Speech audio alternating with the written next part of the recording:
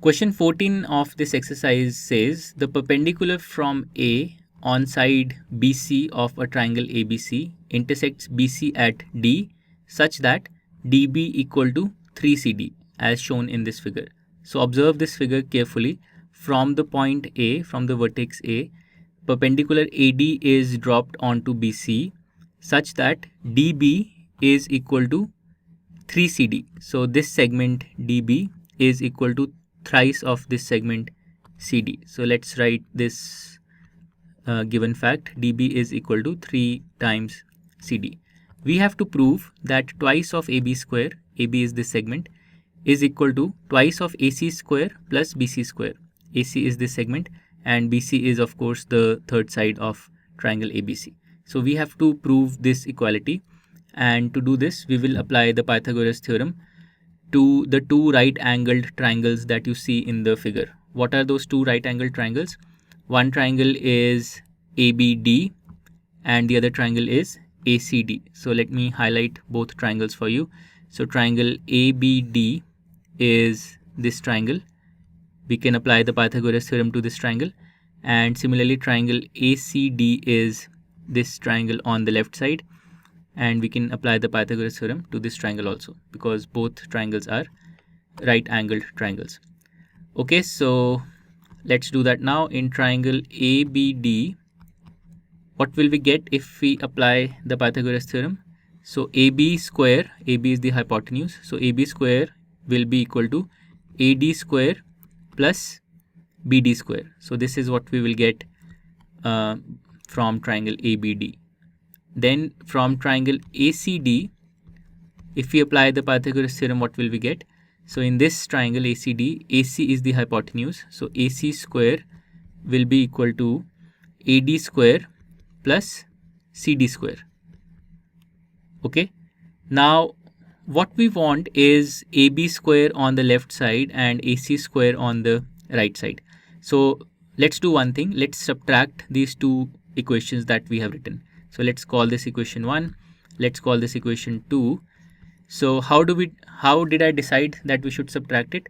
Well, on the right side we have AD square and AD square, but in the final relation we have no AD square term. So by subtracting we can get rid of the AD square terms in the two equations. Okay, so I'm going to do 1 minus 2. So on the left side I will get AB square minus AC square, and on the right side I will get, so the AD square terms will cancel by 1 minus 2. So I will get BD square minus CD square. Now to calculate BD square minus CD square, let's write both of these segments BD and CD in terms of BC. How can we do that?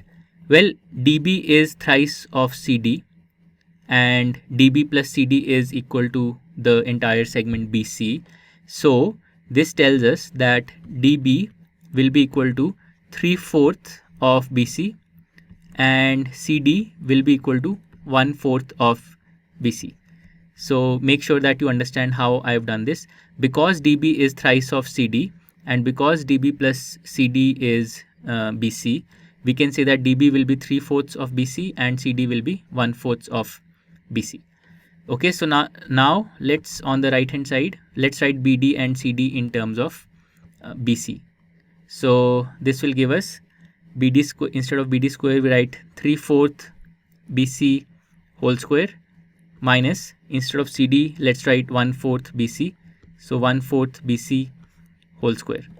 Okay, so what do we get now? So we get 9 by 16 BC square minus 1 by 16 BC square. So 9 by 16, this fraction, minus 1 by 16 is 8 by 16, which is 1 by 2. So this basically gives us BC square by 2 or half BC square. So from here we get AB square is equal to AC square plus BC square by 2, and now if you multiply 2 on both sides we will get 2AB square is equal to 2AC square plus BC square, correct? And if you observe the problem statement, this is what we had to prove.